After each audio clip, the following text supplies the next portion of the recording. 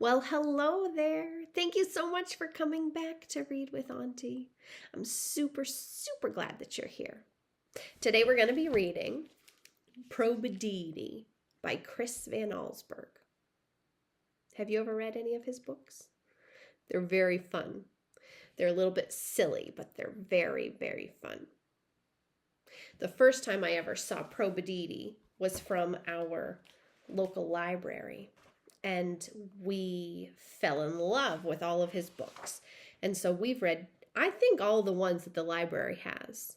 This one came from my house. It actually was passed down to me from a friend, and now I'm passing it down to you.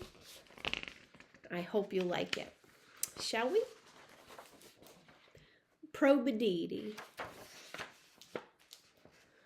Calvin waited quietly outside Trudy's bedroom. Then it happened. A scream. A very loud scream. Calvin ran to his room and dived into bed. He heard Mama coming down the hall.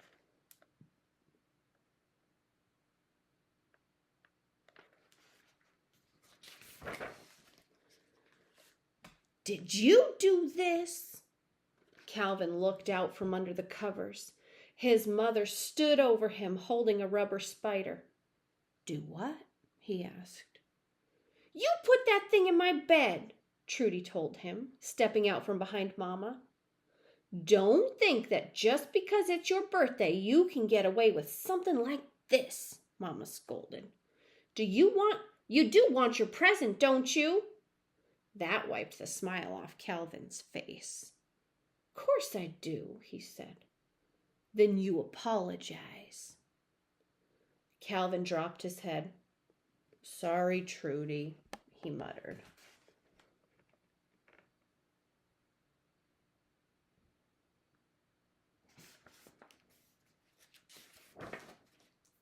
"Here," Mama said. "Happy birthday." At the breakfast table, she handed Calvin an envelope. Inside were tickets to the matinee show of Lomax the Magnificent, the world-famous magician and hypnotist. "You've got 2 tickets there," Mama said, "and I know somebody who'd really love to go along." She smiled at Trudy. "You don't mean her, do you?" Calvin asked, eyeing his little sister. "Well, that would be nice, but those tickets are yours if you want to ask somebody." Calvin didn't wait for his mother to finish. He bolted out of the house to tell Rodney, his pal next door, that the 2 of them were going to see Lomax the Magnificent.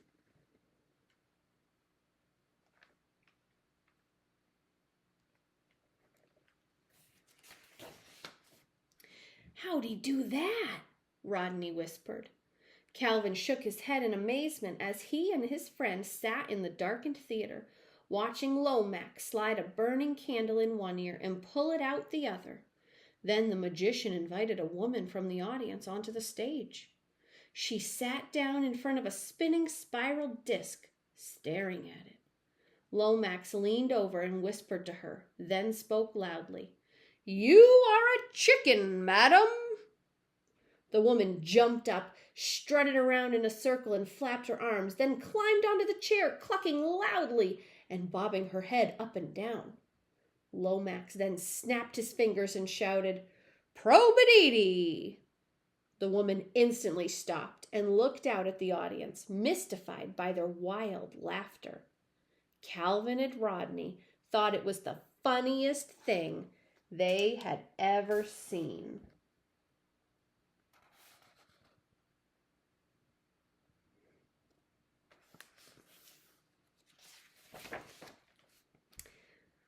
"Spaghetti," said Calvin. "Yeah," answered Rodney, "with meatballs." The boys talked about dinner on the bus ride home because Mama always cooked whatever her children asked for on their birthdays. Rodney was coming too. "And we gotta have that chocolate cake your mom makes," he said. "Oh yeah," said Calvin. "We definitely will be having some of that." "All right then," Mama said. "Spaghetti it is." The cake had just come out of the oven. Mama took off her apron and got her purse. "I'm going going to the beauty parlor before I go shopping." "You're taking her, aren't you?" Calvin asked, pointing at his sister. "Too hot to be dragging a little child around," Mama told him. "You and Rodney can look after her." She gave Trudy a kiss and then fixed her son with a serious look. "You be nice. None of your tricks. Understand?"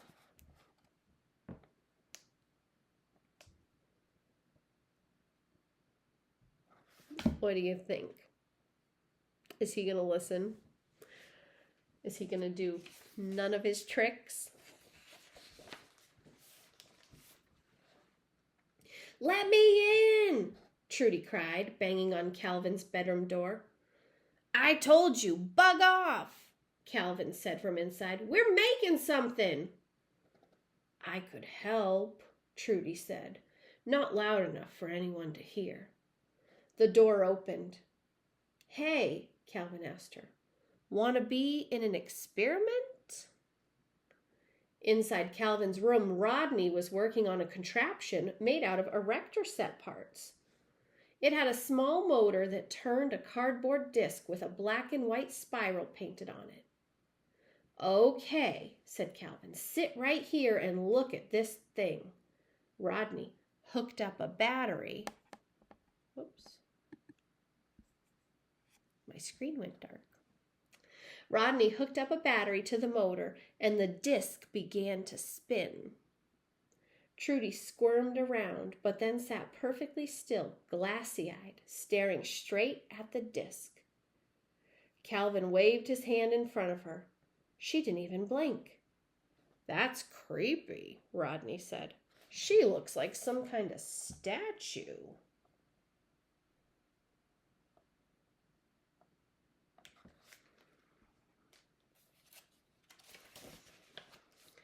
Calvin leaned close to his sister. "Trudy," he asked, "can you hear me?" She nodded slowly. "Trudy, you aren't a little girl. You are a..." He stopped and thought a moment. "You are a dog." Calvin snapped his fingers. Trudy rolled off the chair and onto the floor, standing on her hands and knees, with her tongue hanging out. "Trudy?" Calvin asked. His sister looked at him and barked. "Cripes!" shouted Rodney. "It worked!" "Let's take her outside," Calvin said. "Come on, girl." He patted his leg. Trudy followed the boys to the top of the stairs, then stopped and made a whining noise. "My cousin has a puppy like that," Rodney explained. "You need to help her down." Calvin picked up his sister.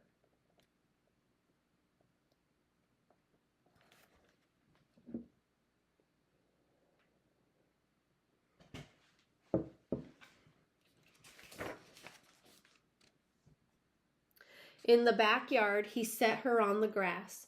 Rodney tossed a stick and Trudy shot after it on all fours. Then she spotted a squirrel and started barking. "She sure is loud for being so small," said Rodney. Mrs. Bemis, the old lady who lived behind Calvin, thought so too. Her eyesight was pretty poor, but her hearing was fine.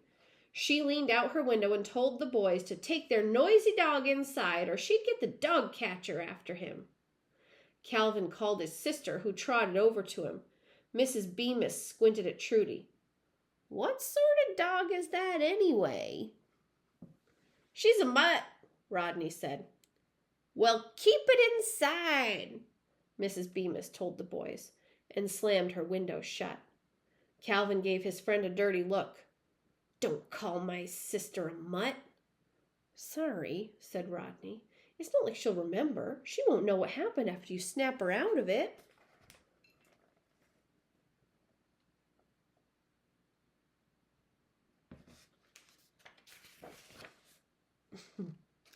Calvin looked at Trudy with her tongue hanging out, panting and drooling.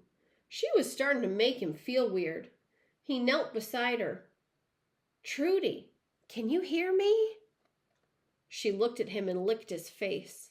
"Yuck," said Rodney. Calvin wiped his cheek. Now listen, he told his sister. When I snap my fingers, you're going to be a little girl again, okay?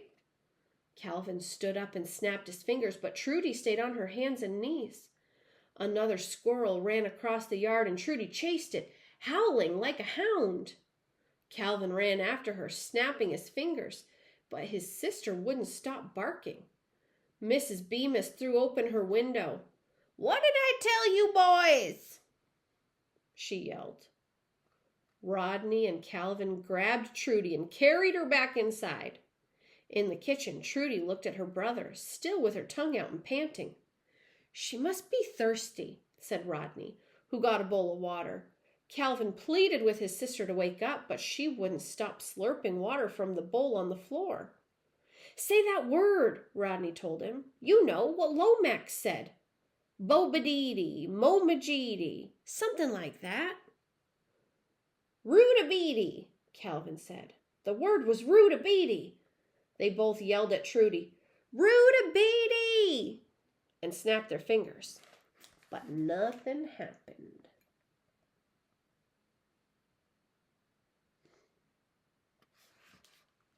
Ruh-roh, Rorge. "You sure that's the word?" Rodney asked. Calvin wasn't sure. What he did know for certain was that he was going to be in big trouble when Mama came home and saw Trudy trying to scratch her ear with her foot and barking at squirrels. "I've got an idea," Rodney said.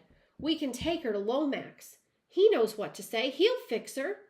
Calvin agreed. They could take Trudy to the bus stop, go to the theater, and find the magician. "Hey, Trudy," Calvin said, "want to go for a walk?" She looked up, trotted to the back door, and started scratching it, then let out a howl. "You know," said Rodney, "you can't take dogs on the bus." "She's not a dog," Calvin answered. "Well," Rodney told him, "when she starts sniffing people and barking, you're going to wish she was." Rodney was right. The bus might be a problem. So Calvin got his old wagon out from the garage.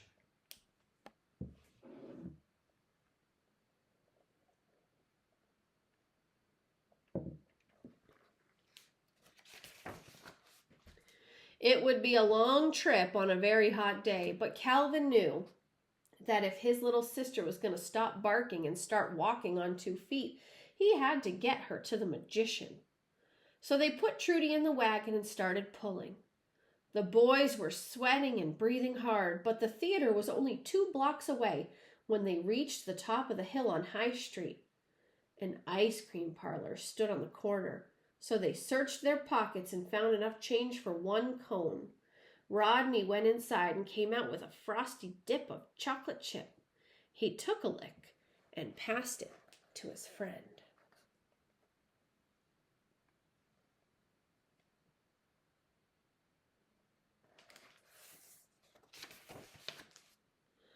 Trudy looked at Calvin, panting. He held out the cone to his sister. "Careful," Rodney warned, but it was too late. Trudy took 3 quick bites. "That's how puppies eat," Rodney told Calvin, who was staring at the empty cone. Rodney grabbed his arm. Look, it's him!" A big black limousine rolled past the boys, stopping at a traffic light. In the back seat sat the magician. "Mr. Lomax! Mr. Lomax!" Calvin called out. The light changed. Calvin ran into the street, waving his arms, but the car pulled away. He walked back to the wagon. There was nothing left to do now but go home.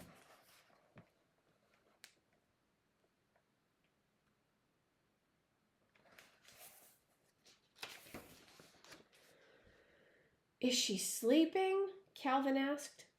He and Rodney had pulled Trudy almost half the way back.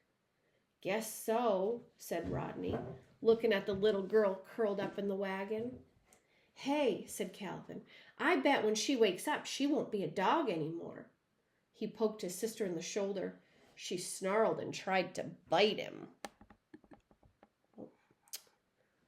It's dark again. I gotta watch it better. She snarled and tried to bite him.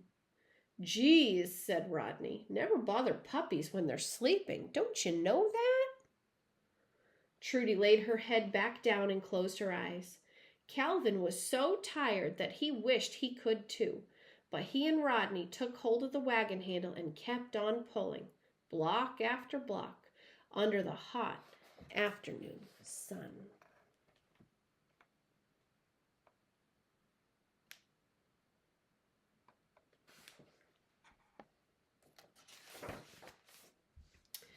Mama's car was not there when the boys finally rolled the wagon up Calvin's driveway, but they knew she would be home soon.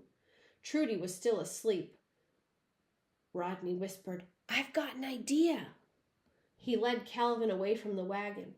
"What we need to do is really surprise her, like when you scare the hiccups out of somebody. You know what I mean?" In the garage, the boys found a bucket and a couple trash can lids. Calvin filled the bucket with water, and the boys tiptoed up to Trudy. Rodney banged the lids together, and Calvin dumped the bucket of water onto his sister. She screamed and jumped to her feet. "It worked!" Rodney yelled, and at that very moment, Mama pulled into the driveway. Trudy started to cry. Mama climbed out of the car and with a look on her face that Calvin could not remember ever having seen before. "Uh-oh," Rodney said. He put the trash can lids down. "See you later," he told Calvin, and lit out for his house.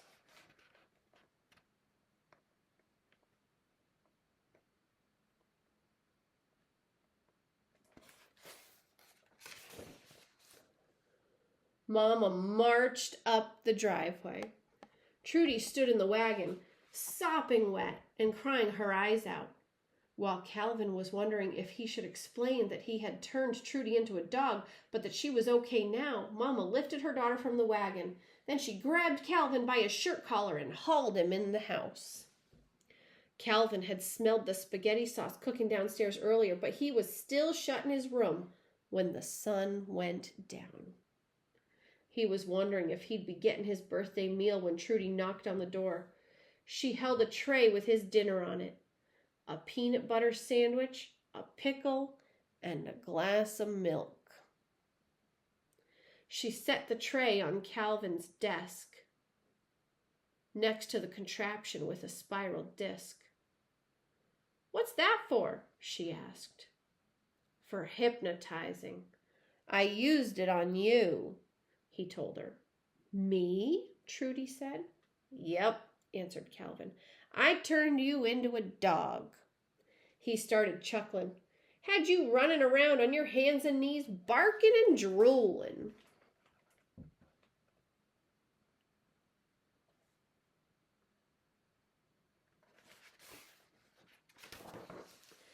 Trudy waited for her brother to stop laughing and then asked him, "How come I don't remember?" "'Cause that's how it works," Calvin told her. "If you did, that'd mean you weren't hypnotized." "Oh," said Trudy.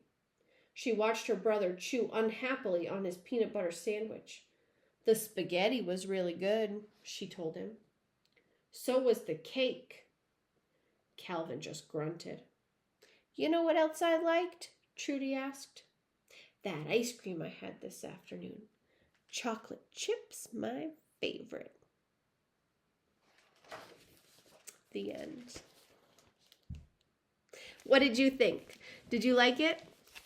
It was pretty funny. That was a little trick Trudy played on her brother at the end, huh? I hope you enjoyed it. I'm so glad that you came to read with me today. I hope we get to do this again soon, okay?